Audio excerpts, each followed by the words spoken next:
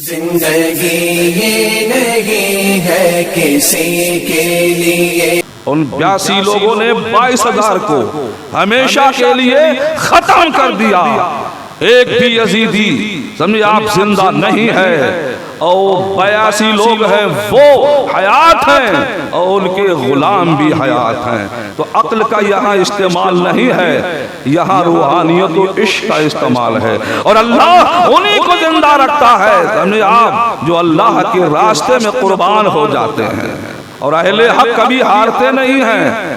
آپ جانتے ہیں حضرات محترم، جب بھی کوئی ایسی بات ہوئی تو اللہ تعالیٰ نے ایسی جماعتیں بھیجی ہیں کہ ظاہر میں ان کے پاس کچھ نہیں ہوتا ہے، مگر وہی کامیاب ہوتے ہیں، وہی کامیاب ہوتے ہیں۔ یہی ماہ محرم ہے جس کی 14 تاریخ کو شہزادہ اعلیٰ حضرت سرکار مفتی اعظم ہند رضی اللہ تعالیٰ عنہ کا وصال مبارکہ ہوا تھا۔ حضرات محترم، یہ کون ہیں؟ امام عالی مقام کے سمجھے آپ مستانے ہیں، امام عالی مقام کے دیوانے ہیں، حضور سرکار مفتی اعظم ہند رضی اللہ تعالیٰ عنہ جن کا اس ماہ محترم میں وصال ہوا ہے۔ حضرات وہ مفتی اعظم کہ جنہوں نے سمجھے آپ ایسے دور میں، ایمرجنسی کے دور میں نسبندی کو حرام کہا تھا، جبکہ بڑے بڑے لوگوں کی زبانیں گنگ ہو گئی تھیں، بڑے بڑے لوگوں کے منہ پہ تالا لگ گیا تھا، بڑی بڑی کلغی اور تاج والے خاموش تھے، مگر ایک فقیر اٹھا تھا، ایک حسین کا مستانہ بریلی سے اٹھا تھا،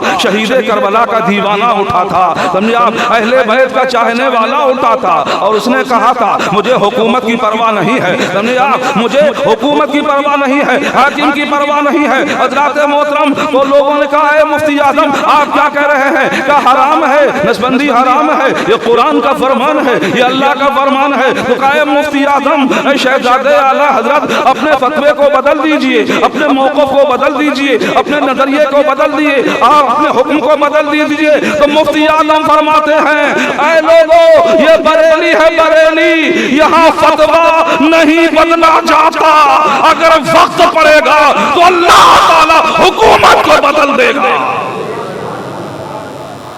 وقت پڑے گا تو حکومت بدل جائے گی۔ اور یہی ہوا کہ حکومت بدل گئی، اور مفتی اعظم کا فتویٰ آج بھی ہے۔ وہ مفتی اعظم، اللہ اکبر، ان کا سایہ ایک تجلی، ان کا نقش پا چراغ، ان کا سایہ ایک تجلی، ان کا نقش پا چراغ، وہ جدھر گزرے ادھر ہی روشنی ہوتی گئی۔ جب حج بیت اللہ کو تشریف لے گئے، اس دور کی بات ہے، تو وہاں کی حکومت نے حج و زیارت پر ٹیکس لگا دیا تھا۔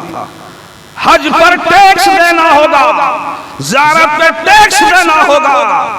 حضرات محترم، مکہ المکرمہ مدینہ طیبہ کے علماء کی زبانیں خاموش تھیں، اور جو سنی علماء تھے وہ مصلحتاً کچھ بول نہیں پا رہے تھے۔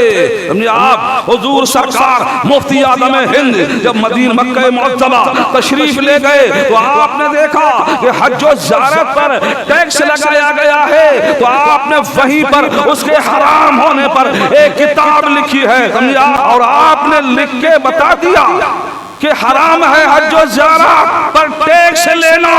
جب مفتی اعظم نے وہ کتاب لکھی ہے ہمیں آپ، تو اس کتاب کو جب وہاں کے علماء نے پڑھا اور دیکھا تو حیرت میں پڑ گئے، یہ کون مرد حق ہے، کون مرد حق ہے کہ جس نے یہاں پر آ کر ایسی کتاب لکھی جو حکومت کے خلاف ہے۔ مطلب یہ ہوتا ہے، سنو تم آپ، خالد کبھی ہاتھوں میں علم لیتے ہیں، خالد کبھی ہاتھوں میں علم لیتے ہیں، طارق کبھی موجوں پہ قدم لیتے ہیں، طارق کبھی موجوں پہ قدم لیتے ہیں۔ ہر دور میں اٹھتے ہیں یزیدی فتنے، ہر دور میں اٹھتے ہیں یزیدی فتنے، اور ہر دور میں شبیری جنم لیتے ہیں۔